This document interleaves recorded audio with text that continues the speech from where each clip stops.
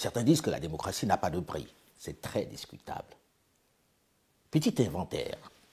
Sécurisation des bureaux, impression des bulletins, machines à voter.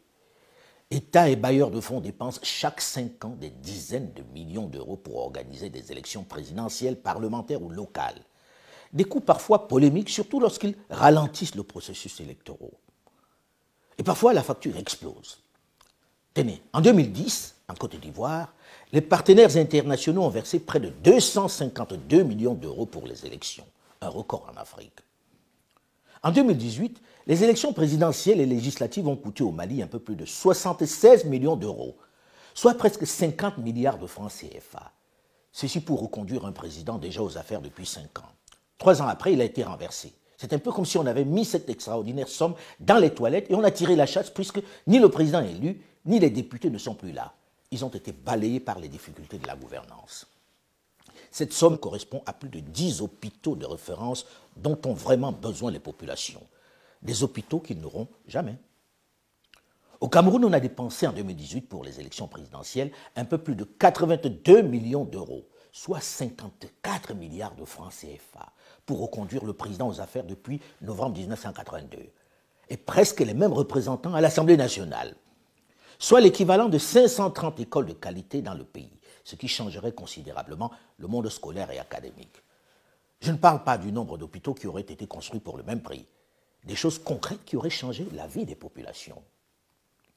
Au Burkina Faso, en 2015, on a dépensé pour la présidentielle et les législatives un peu plus de 47 millions d'euros, soit plus de 30 milliards de francs CFA dans un pays enclavé où on manque de tout, où les hôpitaux sont des mouroirs et où la priorité doit être la sécurité face à des bandes armées qui tuent sans discernement dans les villages du pays, où les militaires manquent d'équipements pour défendre l'intégrité du territoire.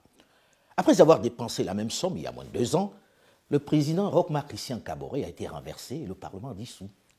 Encore des centaines d'hôpitaux brûlés sur l'autel des élections dites démocratiques. Des centaines de kilomètres de routes qu'on ne construira pas. En République démocratique du Congo en 2018, on a dépensé 600 millions de dollars pour la présidentielle, les législatives et les provinciales, soit près de 350 milliards de francs CFA. Ceci correspond à 400 km de route dans cet immense territoire totalement enclavé.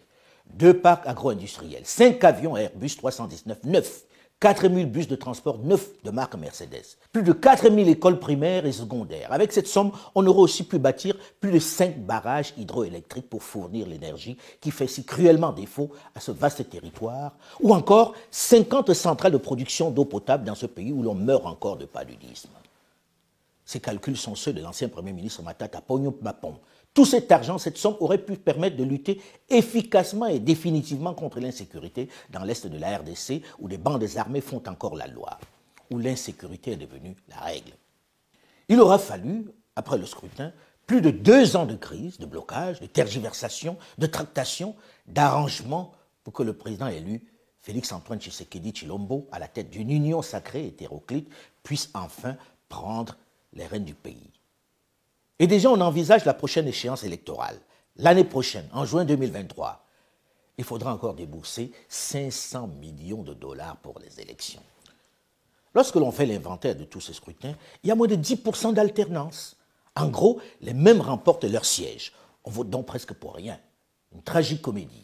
À quoi ça sert de dépenser 500 millions de dollars pour financer un simulacre d'élection dont on connaît les résultats à l'avance et qui en plus vont diviser les populations et très souvent entraîner des violences?